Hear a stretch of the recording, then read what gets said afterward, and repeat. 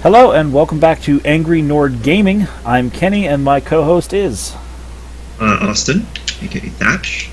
And how's it going today, Kenny? It's going pretty good. So as we left off, we were just arriving to the hub world of Firelink Shrine of Dark Souls 3. And so, to kick things off, let's talk about what I just did there. That's a battle cry. And battle cries are, well, every weapon has a focus ability, or a weapon art, I think is what the game demands to call them. And every weapon's weapon art is different. And a lot of them are buffs, like the one that you have going there. Yeah. I'm not too familiar. I'm not an axe guy myself, but Warcry is what, a damage buff? Yeah, you get an attack boost for a short amount of time, and your two-handed heavy attack changes its animation to a much longer running charge slash during that period of time. But normally I use it just for the pure damage bump it gives you for about 30-40 seconds. Yeah, so a lot of those weapon arts are going to be status buffs, but I think probably more of them are just really cool, awesome move sets that are unique to that weapon, or at least unique to that weapon type. Yeah, just special attacks. Like a lot of piercing weapons will get a special attack that pierces an enemy's guard if they're blocking you and whatnot. But so that's focus points, and that's our focused abilities or weapon arts or whatever you want to call them. And just so you notice, that's probably how this character is going to spend his mana for most of this run. So we're probably not going to invest too heavily into that, but it's worth note that all characters have a usage for mana, not just sorcerers and miracle casters. It is a pretty great addition to the game because it makes focus points not just, oh, there's this dump stat for anybody who isn't using spells. It's every character gets value out of their focus points. Right, and so even more martial characters like this warrior that I'm playing, I might actually invest in my my blue bar if I want to do more special attacks, or if I have a weapon that has really good special attack. So during this sort of introduction, I've been just mucking around, sort of performing the most important lesson that Dark Souls games love to hammer into their players, and that's explore your surroundings. I've gotten a bunch of nice little consumables in this area. So to kind of turn this lesson on its head, there's this side path here, and there's a man standing at the top of the stairs. Now this guy's new, and he's going to stand out to you visually away from all the other enemies behind us. Oh, speaking of behind us, looked over my shoulder, found another item. Look at that. The one on the top of the tree? Yeah, the east-west shield. Yeah, I think that is actually a really valuable piece, because you did exactly the thing that the developers wanted you to do, which was look at this guy, get a little bit, scared, and turn around, and boom, there's an item that you wouldn't have seen because it's off the beaten path, and it's sort of up a little bit. So there's very little chance of you spotting it on your walk through the natural progression of this area. So, in the starting area, there's an item you can find by turning around, which is a thing that they do a lot. Right, so this is an echo to that crystal lizard lesson that the very much tutorial area attempted to teach us. And now, sort of continuing on that line, this is test 2 of the same class. You can either turn around, in which case, if you do so, you're rewarded with here's this sword, the shield that, if your class didn't start with a shield or started with a bad one, you have a better shield. Now this master's a scary fellow. You can tell that he's really not that hard to kill because he has a lot more hit points than most enemies you've encountered up to this point, but he's not wearing any armor whatsoever, so he takes hits pretty thoroughly. But he's very scary in terms of his aggression and his power. And he can just 1, 2, 3 combo you out really fast, which is why you noticed during that fight that I just finished that I respected him. And this is... How'd you get him? Yeah, I got him. Now let's take a look at what he gave me. He gave me the Uchi Katana, which I am not equipped to handle right now. My character is a bit more focused on strength, and we'll get into the statistics in a minute. But this is a dexterity-based weapon, and it does good damage and has a lot of complexities to it. but it's not the best sword in the game. It's not going to blow away like half the game for you, but it is a really strong dexterity sword for early game. So if you want to play dexterity, or if you started with a class that could wield it, you have an option for a sword-like weapon at the beginning of the game, provided you're a bad enough dude to beat that guy. And sort of just quickly showcasing the attire and the gloves that he gives you, they're really, really, really weak armor. They give very little power, very little resistance, but they are armor, and they're very light. So if you are, fancying heavier armor sets or something, or a heavier weapon per se, like a two-handed sword of some kind, that's going to give you the availability to wield that higher power, higher weight weapon without having to be succumbed to, well, I'll just showcase it really quick, what is commonly referred to as the fat roll. So you notice most of the game I've had that pretty smooth roll. Now that I'm over 70% equip load, I've got this thunderous, like, thump of a roll. You hear it, the screen shakes. It's very visual and auditory of an experience, but it very clearly tells you that something's wrong. So you can equip more stuff and use the Master's Attire to sort of circumvent that. So now, the Master Side Challenge aside, let's talk about Firelink Shrine. So we just walked into the throne room here, and there's all kinds of things to take in. Now, if you remember the intro cinematic whatsoever, you remember that there's something about 4 lords. At least that part should stick out to you. And first thing you're greeted is 5 thrones. 5. That's weird, and I'm wrong. But then you'll notice there's someone sitting on one of their thrones already. We'll talk about the king who stayed to do his damn job. We'll talk about him in a little bit. So, what I want to really focus the meat of this episode on is the 4 NPCs that start this game here. Because this is a hub world, and if you're familiar with hub worlds from other games, you could probably infer that what I mean by that is that this is the base set of people here, and this cast of people is going to grow as we proceed through the game. And one thing I'd like to actually mention really quick before you get into the NPCs is just the design of the hub world, just the design of the interior of Firelink Shrine. Because they give you if you actually learn this map, it's really simple. It's a circle followed by a concentric circle that doesn't quite meet on one end. So it's really, really simple and easy once you learn it, but when you first get here, it's so intricate and confusing. And it's big. It's the biggest area in the game you've seen at this point. Yeah. And so there's a lot to explore. So even in the hub world that is completely safe, and there's no stakes here whatsoever, you're still probably going to spend a good 5 or 10 minutes in your first playthrough just wandering the heck around here, and you're probably going to get lost briefly, but you're going to get lost, and you might even miss some of the sneaky little items that they do hide around here. Yeah, and one thing that I really like is this huge distinction between orange-red light in the main chamber and near the initial NPCs, and the rest of the entire Firelink Shrine that is dark. Yeah. So really quick, I'm outside here on the 2nd floor, and there is a tree here, and if you interact with it, it says a seed of a giant tree is yet to fall. So this tells you that, well, this tree is this weird looking tree is going to produce a seed for you later. So it might be something that every time you come back to Firelink Shrine, well, you might just check on it, and that's not a bad thing to do. Yeah, and I think, just getting into what exactly that means. Seeds of a giant tree is a very powerful item that will make any invading player susceptible to environmental damage, basically. Right, they get targeted by the enemies as well as you do.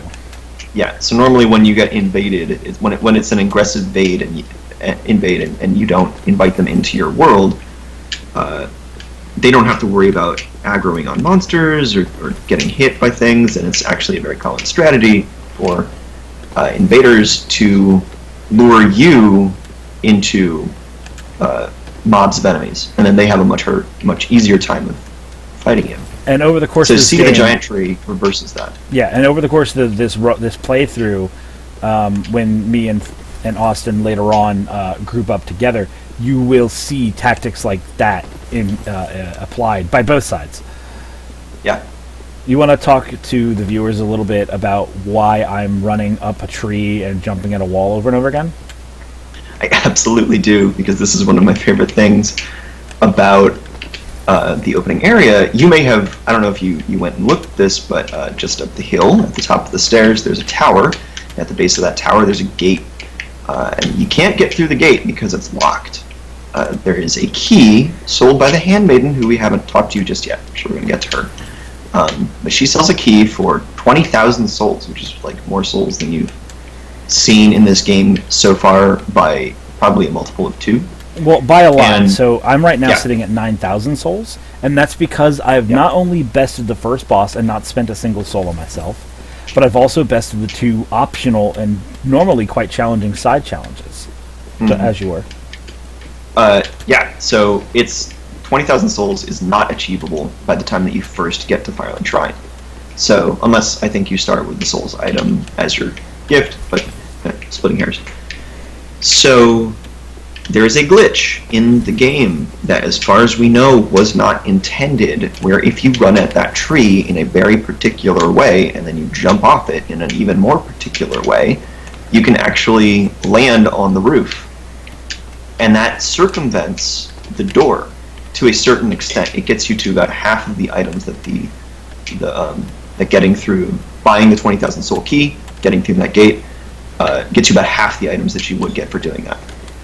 So, From Software has not patched that. Maybe they have, because I am struggling. Every time I come through here, but we came through here last week. Every time I come through, I'm like, have they patched it yet? Nope, I just got it. They haven't patched it yet. Oh, you did it right now? I just did it right now. So embarrassing. Perhaps it's the pressure of recording and me refusing to edit this video because I'm incompetent when it comes to editing still. But you know what? We'll come back to this. We'll come back to this later. But basically, there is a couple of consumable items up there on top of the roof. And there is a secret drop-downable hidden wall that will give you a very powerful ring to have in the early game, and it makes you collect 20% more souls. And that's a really useful item to get as a reward for spending 20,000 souls, because it helps you recuperate those souls back. But we could talk a lot more about that when we get the 20,000 souls and explore the top of Firelink Shrine later. So let's get to the NPCs. We should do that part legit. Yeah. So this first fella is probably the first guy you're going to see, because when you come in through the front door, you're going to see the thrones, see the guy on the throne over there, and then you'll see this feller sitting here on the stairs. So you come over here and talk to him. And just for those who don't already know, Dark Souls NPCs have the magic rule of 3, much like Nintendo bosses. Talk to them 3 times to make sure you've exhausted their dialogue. So this guy... Another one, roused from the sleep of death. Well, you're not alone. You dropped out there, buddy. Are you right? Well, no, I'm letting him talk. Sorry. Right. Gives me conniptions. And it'd have us seek the lords of Cinder and return them to their moulding throne. But we're talking true legends with the metal to link the fire. So, this is Hawkwood. And as you can already tell by his eloquence, us to seek the talking. He is a bummer. He's a bit of a bummer. He is sad. He's lost faith, and he's a little bit of a trope in the Souls series, where in the hub world of games in the past, there has been what has been referred to in the past as like the Crestfallen Knight or the Crestfallen Warrior, and basically is just a fella that's given up, and we'll talk about why he's important near the end of the video. But that's I think having that trope is really important. Yes, because it shows how hopeless, and it gives you a stake of how grand this adventure you're put on is. Because that guy, like many of the other ones in the previous games, is also supposed to be doing what you're doing, and he gave up. It's too hard.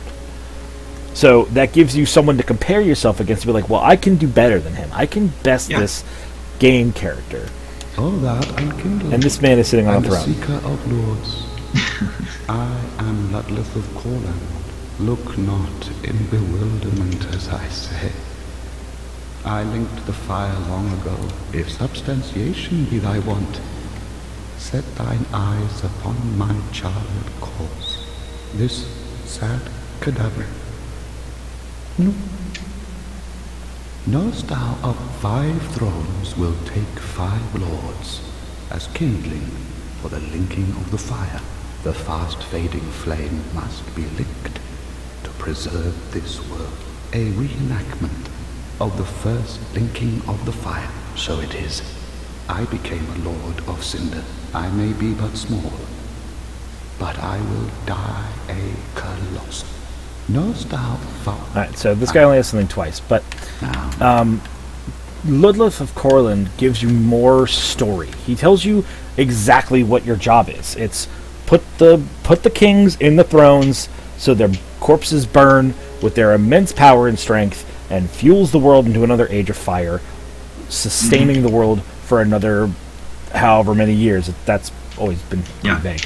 But he is useful for a couple of reasons. One, he's a Lord of Cinder, and so with that you can assume that he's powerful, and that power will come to light later in the game.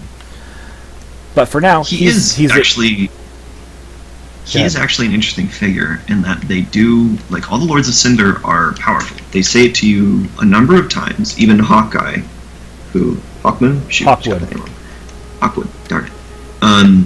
He just repeated to you, as you were talking to him, that the Lords of Cinder are some bad dudes, and he doesn't want to fight them, and your mission is just a fool's errand. But here's this guy who literally doesn't have legs, and is somehow a Lord of Cinder. So he, like, first time I met Ludleth, I was like, what is your deal? I want to know more about you. Right. And you never get to find out. Well, you do learn some. So this lady is super important. Welcome to the bonfire. She is super nice. She is the firekeeper, as she just said. I tend to the flame. Well. And tend to thee. Yeah. The lords have left their thrones, and must be delivered to them. To this end, I am at thy side. So she is our backup. She's our great lady behind our power. She is again the third person now to tell us, put the dudes on the thrones. That's the job. So it's undeniable that even if you're just some guy running through the game, you're gonna have heard it. And her 3 options are to talk, leave like everyone else, and to level up. Very well. This lady is your only way of increasing your power in the entire game. You give her souls, she increases your level. And while we're here, let's quickly just boom, boom, boom, run through the stats of this game. Vigor, that's your hit points. Attunement, that's your mana bar. Endurance, and how many spells you can bring with you. Exactly. Which is your attunement slots. So you see in the bottom right, I can get the 2 attunement slots. That's 2 spells that I can have at the same time. Endurance is your stamina bar. Vitality is your equip load. Strength, dexterity, intelligence, and faith are all based on your attack stats, essentially. And as you upgrade each of them, it will lend you to deal more damage with different types of weapons. Strength tends to lend itself to big, heavy weapons, generally 2-handed weapons. Dexterity tends to lend to thrusting and lighter weapons. Intelligence lends to this power of arcane magic. Faith to holy magic, and to holy weapons, and intelligence to arcane weapons. We'll get into that in a little while later, and how you can make pretty much anything an arcane or a divine weapon. But that's for a future day. Yeah. And then the last, hashtag blessed. The last stat is luck. Luck is a fun little stat. It increases your item discovery, but it also has some hidden benefits that we'll talk to later on in the game. Now, something that I actually just noticed right now is that if you just walk down your attributes list from the top, it lines up perfectly with the stats on the other half of the screen. It's brilliant. But I'm not going to level up now. I'll keep my leveling up and upgrading between videos. Go ahead. Yeah, it's worth noting that is actually the most obvious direction that Dark Souls has ever given to what a stat does. Like, I remember playing through Dark Souls 1 and having very, very little idea of what exactly strength, dexterity, intelligence, and faith did. Like, especially the difference between strength and dexterity. And it wasn't until I got a really firm grasp on item scaling that I actually, like, started feeling comfortable with what each stat did, which was worth more to me as a character. So it's very nice that they I don't know about improved, but made it a bit more obvious in this game. Now, this is the Shrine Handmaid. She is your universal merchant. I mean universal in such a way that characters that you will encounter later on will sell rare specific items that only they offer, and if they die or if you kill them, they will drop an item called an Umbral Ash, or like blah blah blah's ashes. If you bring the Handmaiden ashes, which you'll find over the course of the game, this is a fucking mechanic to expand one merchant's inventory. It's brilliant. You can purchase, you can sell at a really horrible rate, but you can sell items if you're like, man, I'm only 55 souls away from getting, you know, this next upgrade or buying this item that I need, and you don't want to go run around and get 55 souls, you can just sell them. Yeah. I think one of my favorite ways that you ever described this game to me was, you picked it up before I did, and you just said they fixed everything. They fixed it. So, you know, if you got tired of putting soul consumables on your action bar so you could mash X and just burn through them all really quickly, they fixed it. You can sell them all you can sell them in bulk to the handmaid. Or use them in bulk. Yeah. So we're going to be purchasing a couple of very important items here. We're going to be buying the white soapstone, which to veterans, you'll know what that is. It allows me to be summoned by other players. And the dried finger, which enables me to interact with more players online at the same time. Here's that tower key we talked about, 20,000 souls, still really scary, still don't have that kind of money. Your basic 1 and 2 sorcery spells, in case you're a sorcerer or interested in getting into sorcery. Your base miracle for healing yourself. A slew of, or like a handful of simple early game weapons of all different types. Halberd, strength weapon. Scimitar, dex weapon. Short sword, either. Dagger. Dagger. Sorcerer's Staff is your basic casting catalyst for sorceries. Talisman, same thing, for miracles. The Torch, I'm buying it. It's so useful. A handful of different shields, and if you don't like the armor set your class started with, here's the chain set. It's not great, but if you don't like the way you started, you can completely change the way you are right now. Yeah, and plus maybe you want to look like a smooth lizard. That's right. That's the thing too. And wooden bolts and wooden arrows to round out if you have a bow, and a plethora of simple consumables to help you start stockpiling your usable items. Now, this is Andre of Astora. He's a blacksmith. Yeah. If you couldn't tell, he's a blacksmith, and he's going to be your best fucking chummer the whole way through. He has reinforced weapon. You use Titanite shards, which you've seen by this point in this playthrough with the Titanite scales. Anything that's Titanite or whatever, if it has the word Titanite in it, it's used to upgrade your arms and armament. It's so good. Yeah. You've got your hand weapons, your ranged weapons, your catalysts, and your shields. You got an infused weapon, which enables you to take perhaps that early game fire gem that you got and say, I don't want my weapon to scale off of my strength or dexterity, I just want it to do extra fire damage. Mm-hmm. Raw, which is good. Oh, I was just going to mention that it's a very, very powerful thing early game to infuse your weapon with a elemental damage, because you have honestly bad stats early game. So if your weapon isn't scaling off of a stat anymore, you're not, losing very much. So just adding elemental damage will carry you through the first couple of areas at least. Yep. And so the other options there were repair equipment, which is there just as a pleasantry, although I've never experienced it, the need to do so. If you look there at my battle axe, there's a little red bar between it and my items underneath it. And as I bang it against this wall a couple of times, you may notice that it begins to wear down. Now, I say begins to, because you can really just run the gauntlet on your weapons before you ever need to worry about their durability. But it is a system in the game, and that is something to be concerned about, because later on, you will encounter enemies and attacks that deal acid corrosive damage and can break your weapons if you're not careful. And if they are broken, you cannot use them at all until you bring them back and repair them. You can ally your Estus with Andre. You can either... I'm going to go probably full regular Estus for a while here to get more healing usages. But if you're a spellcaster, or if you're going to lean on your Ashen Estus flasks a little bit to get usage out of them, you can allot some to them here. And you can come back here and set that again at any time at no cost.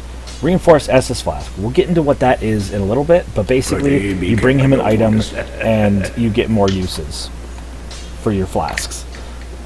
That's the 4 NPCs of this area, and let me see. Well, we still don't actually know where to go right now, so let's talk to Our Lady, because she's got our back. Use the coiled sword of the bonfire. She's our bae. Yeah. The mark of ash will guide thee to the land of the lords, to Lothric, where the homes of the lords converge. Oh man, see, I didn't know where to go, and I trusted that if I talked to the people that live here, that one of them would be like, that's what you gotta do. So you just take the sword, like she said, and put the sword in the bonfire and start your quest. It's a symbolic gesture that starts you on your path. It's so good.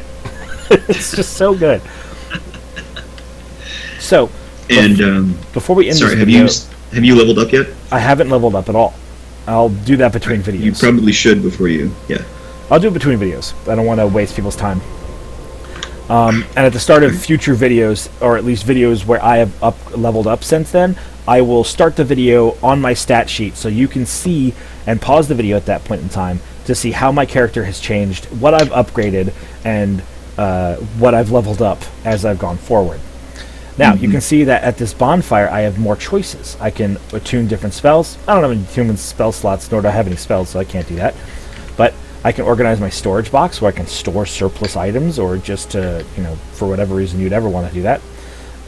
And then you can burn undead bow charms. I don't have any. But if you do that, you will upgrade the effectiveness of your Estus. So let's travel to the one option we have. Well, other than places that we've already been to. We have the High Wall of Lothric, which is where our lucky Firekeeper lady told us where to go. So let's go. Yeah. It's like the game wants you to know where to go at the start. It's so good. So I love these loading screens, and you'll always see fun stuff there. And if you have long enough loading screens, like apparently I do, you can learn some stuff and look at stuff from a distance now as a new player who has no idea what these things are. And now that I know what a large club is, when I see the large club later, and I'm like, oh man, I know about that thing. So this is a unique experience, and I think that this is a very important experience to talk about. I traveled from one bonfire to another, and yet I'm not at a bonfire. I have been sent to a place that you only ever go to once. You can return here, but there's never any purpose to it. And I feel that this is a very pivotal moment in the story. It's you making the push to your first checkpoint. Yeah. And with no bonfire behind you to warm your back and make you feel safe, you're going to be prepared. You're going to have your shield up, you're going to move forward slowly, and open this first door. And it's, I don't want to take away from that moment, but a detail that I really love. If you turn around and go to the other side of the room, there's a coiled sword standing on the altar. Yeah, I did showcase that. Oh, good. Yeah. Those are the swords, they're in the bonfires. It took you to a coiled sword, but not a bonfire. Aha! So you walk open out this door, and you're just immediately hit with this huge cityscape before you. And this is something that's going to happen now, and it's going to happen in the future. But if you can see a place in this level of detail, Dark Souls is showing it to you in that level because you're going to go there. And that instills this huge feeling of wonder that, why would they no, that's not a painting, that's not a background. I'm going to go there. Look how big that fucking castle is. Look at all those spires. I'm going to go to that place at some point in this adventure, and I'll be able to look down and be like, wait, is that? Yeah, that's where I started. Yeah. And it's going to instill in you as a player this wonderful moment of triumph. So, Yeah. unfortunately, to kind of take the wind out of the sails of the moment that I was trying to build up, you walk out the door, get kind of blown away by this wonderful scenery, and there's a bonfire right here. So, I'm going to light this bonfire, and that's where I'm going to end it for today. So, any last words? Nope. I think, we realized after making the last video that we just, like, even though we're pretty exhaustive in our detail, there's even more things that we'd like to say. Like the bullshit about. So we may, in future videos, if the play gets slow or if we run out of things, we might come back and talk more about these areas, because the opening of the game is so important. It sets the teaches stage you so much so quickly. Yeah, it sets the stage for all of the future lessons. And starting on that matter, we'll start talking about combats, encounters that you find in the stages of Dark Souls 3, and how those lessons in this first few areas teach you how to look for them later on when they're not forgiving. So, this has been Angry Nord Gaming. I hope you enjoyed yourself. Have a nice night. Yeah, have a nice night.